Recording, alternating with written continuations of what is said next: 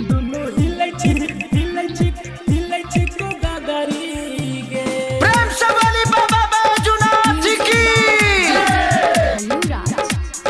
Shweta music entertainment. Dhanuraj DJ Dhanuraj.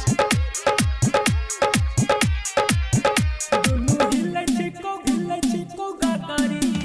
कांधे कांबर माथे चौपगरी गे। दुनु हिलै छी को गागरी गे। कांधे कांबर माथे चौपगरी गे। दुनु हिलै छी को गागरी गे। कमर हिलै छौ जल गिरै छौ। कमर हिलै छौ जल गिरै छौ। लागे चूहु जेतो सगरी गे। कांधे कांबर माथे चौपगरी गे। दुनु हिलै छी को गागरी गे। कांधे कांबर माथे चौपगरी गे। दुनु हिलै छी को गागरी गे। कांधे कांबर माथे चौपगरी गे। पगरी गे।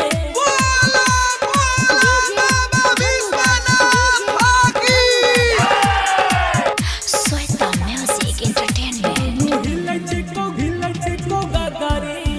कथी लेके जई भी तू देव घरवा गे। रहिए में गिर जेतौ सभे जलवा गे।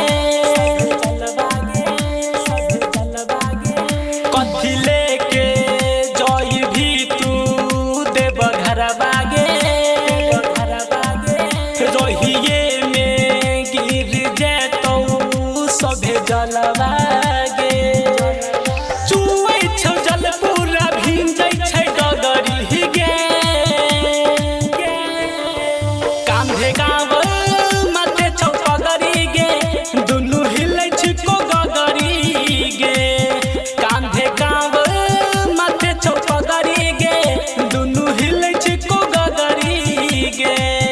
कांधे कांबर माथे चौपगरी गे। पगरी गे। प्रेम से बोलो शिव शंकर भगवान की। Shweta music entertainment. हिलै छी को गागरी। पीले गांजा मुंड ताजा हो जेतौ गे। भांग अमन धर्मेंद्र तोरा पियतौ गे। पीले गांजा मुंड ताजा होई जेतौ गे। भांग बिपिन महेशबो तोरा पियतौ गे। राजा नागेंद्र जाइ छै बाबा नगरी गे। कांधे कांबर माथे चौपगरी गे। दुनु हिलै छी को गागरी गे। कांधे कांबर माथे चौपगरी गे। दुनु हिलै छी को गागरी गे। Shweta music entertainment. अरे अभी तो शुरुआत है बाबू, आगे आगे देखो होखो तक का।